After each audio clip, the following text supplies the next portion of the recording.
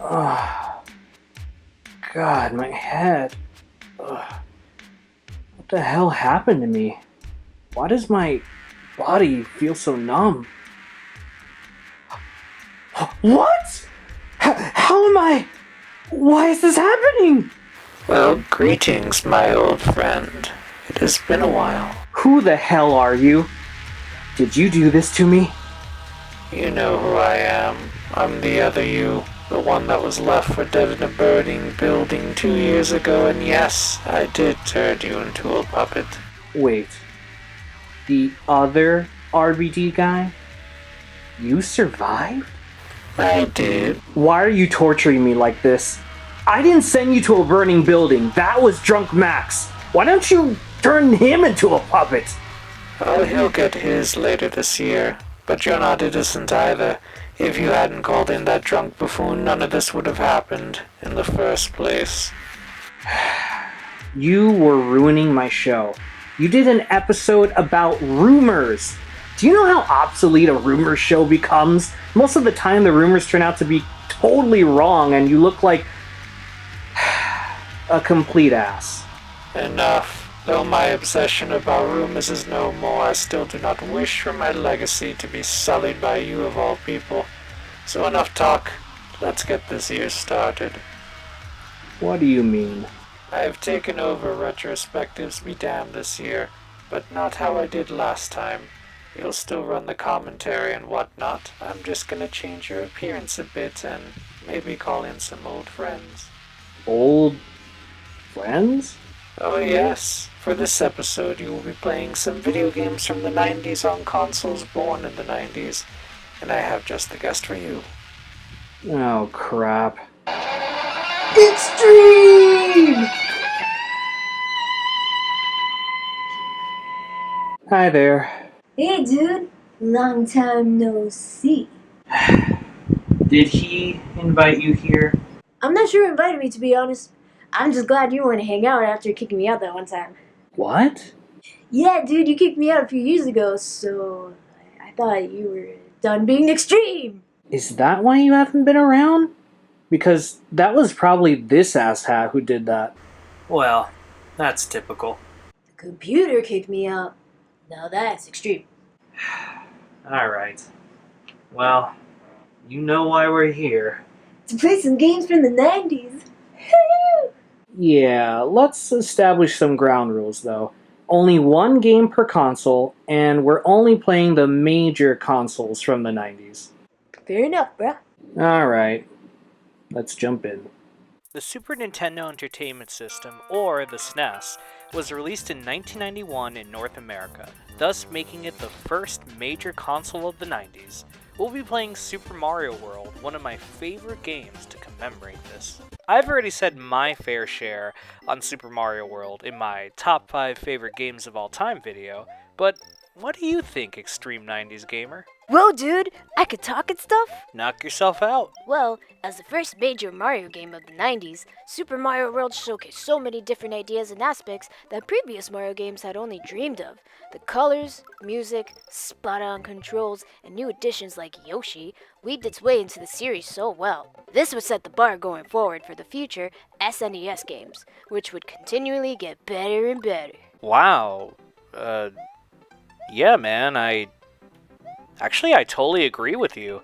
That was well said and thought out. Thanks, dude! I love the 90s! Alright, well, moving on through the 90s came the Sega Saturn's North American launch in 1995. Though it had a cumbersome launch and lifespan, the Saturn is actually a really great console and has a lot of titles both in and outside the US. Let's check out Panzer Dragoon. Panzer Dragoon was one of those rare 3D Saturn games that were just done right. It's a fun shooter that really helped show off what the Saturn could do in terms of 3D and its future potential. I'll admit it's not my favorite shooter, but I really appreciate it and its sequel. Good luck trying to get the third game, Panzer Dragoon Saga. That sucker retails at a high price in the secondary market. Well said, man. Thanks. The next 90s console was Sony's inaugural console, the PlayStation. Released in North America in 1995, probably my favorite console of all time. But to be honest, that's something I debate with myself all the time. Let's check out Resident Evil 2. Actually, do you want to tackle this one, Extreme 90s Gamer? I sorta spoke my piece on Resident Evil 2 back in episode 5. Damn, that's the second time I've done that. Sure, dude, I'll take a shot. Resident Evil 2 was a sequel to one of the best survival horror titles released, and was even better than the original, in my opinion anyway. That's what I think too! Yeah, man. Anyway, the game featured 4 campaigns to play through, each connecting to each character in a weird way. If you started with Disc 1, which was Leon's game, then you played Leon A's story. When you beat it, you unlock Claire, the other main character's, B's story. Or you could start with Disc 2, Claire's A story, and unlock Leon's B story. It makes more sense if you play the game, but it was fun as hell to have so many alternate stories that connected to each other. Yeah. The next major 90s console release was the Nintendo 64, released in North America in 1996.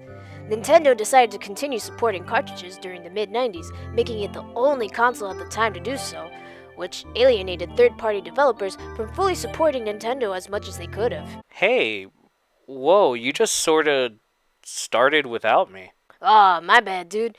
I was just feeling the good vibes from you and didn't think you'd care if I went on. No, yeah, that's totally fine. You did great, actually. Sweet. Thanks, man. Let's check out the N64 classic, Super Mario 64. Super Mario 64 was a perfect launch title for N64. It utilized most of the features for the console at launch and really gave gamers a feel for what the new, oddly shaped, controller would bring to gaming's forefront. In fact, the N64's controller felt like it was made for Super Mario 64 first and foremost. It's like a one-to-one connection, man. That about covers all the 90s consoles. There was a Dreamcast back in 1999, but we already covered that in episode 7. We won't cover it again. Well said, Extreme 90s Gamer. I have to say, I owe you an apology. You really do know a lot about 90s gaming, and when given the chance to show your quality, well, you pulled through really well. Whenever you want to come back on the show, my door will always be open for you. Thanks, man. That really means a lot. You know, you've come a long way from our friendship. First, I cried, and you let me hang out with you, and then we had Taco Bell for breakfast. And then you slammed the door in my face. But now you let me take over the show for a bit. Well, that was another guy who slammed the door in your... It's all good, man. No need to explain. Thanks for the fun time, and I hope you get over your puppet sickness. Yeah, me too. By any chance, could you tell my wife that I'm being forced to do all this? You're married? Yes, she should be downstairs. Oh, that's who let me in. Sure, dude. I'll go tell her. Hey, what the hell? Nope, can't let you do that, RBD guy. This is just the beginning, and we're going to have a hell of a year. Will I be a puppet all year? Maybe not.